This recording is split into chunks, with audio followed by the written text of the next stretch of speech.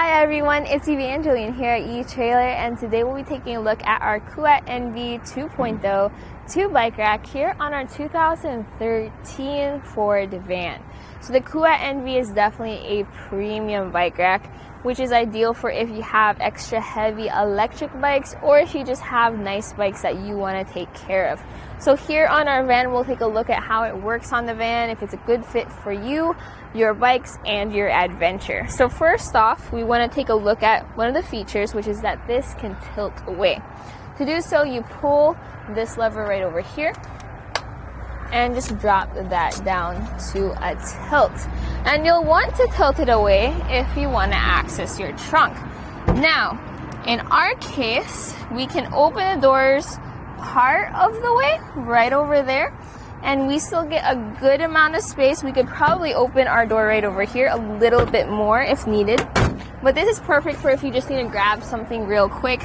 You can't really open your doors all the way. That's something a swing away bike rack would give you. I just tried out the Yakima EXO System, which swings away. That gave us full access to our rear doors, but here it just tilts away, so if you just need to grab something, that's how that works.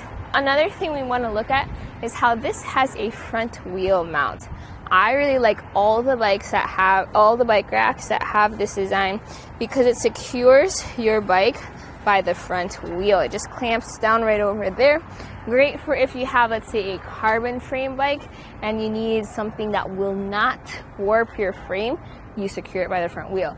If you have alternate frame bikes like your step-through bikes, your women's bikes, or children's bikes, this is extra handy. And you also have it secured in the back by a rear wheel strap. So when you want to take your bike off, you start by taking that strap off. You pull that lever and you just leave that strap over to the side. Then you go over to the front and you hold on to your bike as you do so. Press this button right over here, lift that up, push that out of the way. And if you have an extra heavy bike, you can just go ahead and grab a ramp. That will make it a lot easier, or you can just lift your bike up and then you're ready to go on a bike ride. So I'm just going to leave our bike over to the side so that we can take a closer look at the bike rack itself. First things we can look at is the rear over here.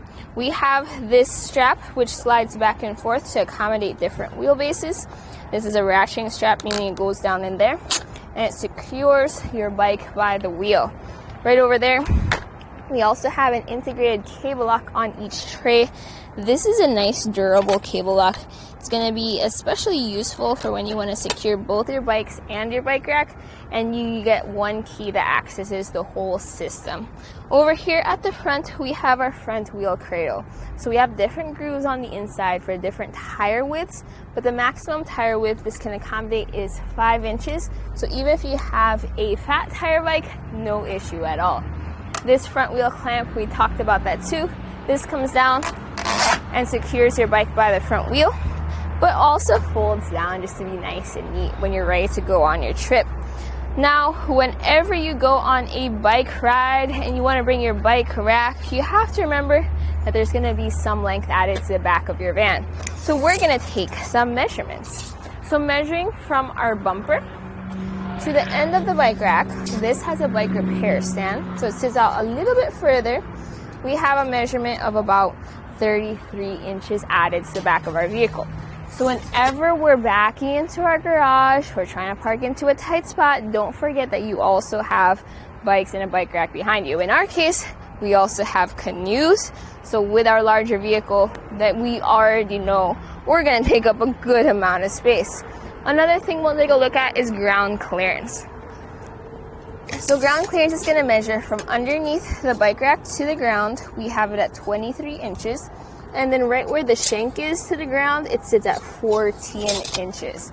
So ground clearance is going to be important when you go up steep inclines like your really steep driveways or your hills, because your front goes up, your back goes down. Especially with a longer vehicle like this, that might be something you want to consider, but you still got a pretty good shank rise. So notice how your bikes sit a little bit higher up. Now we'll take a look at another feature, which is that you can fold this up to be a bit more portable. You pull this lever right over here, and then you just fold that up. Now, before we continue, I do want to take a look at something in the folded down position, and that's if you can open your door. As you can see, you still don't have enough clearance with this folded all the way down because you do come in contact with that front hook. So anyways, we'll fold this all the way up so that's nice and neat against our vehicle. There we go. We'll take some measurements again. Measuring from our bumper to the end of our bike rack, it now sits at 15 inches. Right where that tray is, it sits at about 11 inches. So big difference compared to when this was folded down.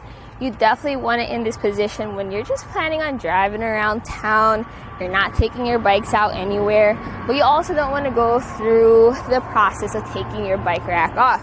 This is the portable position. One thing to note in the portable position though is that your backup camera sits right over here. So it does sit above the bike rack, but you'll definitely see it in your view. Our license plate is completely visible, which is awesome. And obviously our taillight is visible as well.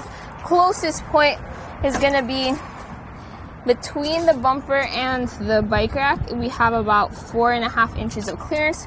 Between the door and our front wheel clamp, we have about 5.5 inches of clearance. This is the Kuat NV in gray, so this has those orange, in black, so it has those orange accents, but you can also get it in gray. And if you get the version which does not have this repair stand, you can get that in matte black. At a 60-pound weight capacity, I think it's really, really good. This does work with different hitches though. So we have a 2.5-inch hitch on our van, so we're using a reducer sleeve since this has a 2-inch shank.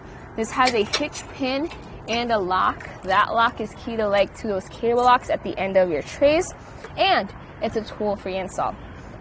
All you need to do is pop it into your hitch and tighten it down with this hand knob over here.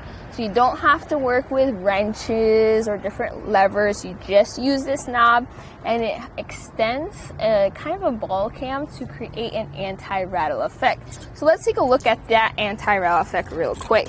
As we shake our bike rack, just to mimic that road movement, notice how I'm basically moving our van right now because that connection is nice and secure, showing that anti-rattle effect makes the ride a little bit smoother for your bikes overall.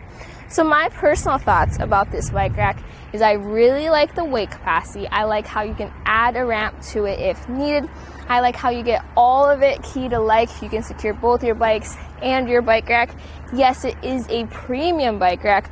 We definitely get all those premium features. If you're looking for something a little bit more affordable, maybe check out the Kuat Sherpa or even the Kuat Transfer, which offers some pretty good features at a slightly lower price. But all in all, this is an awesome bike rack. And we're taking a look at the Kuat NV 2.0 2 bike rack here on our 2013 Ford van.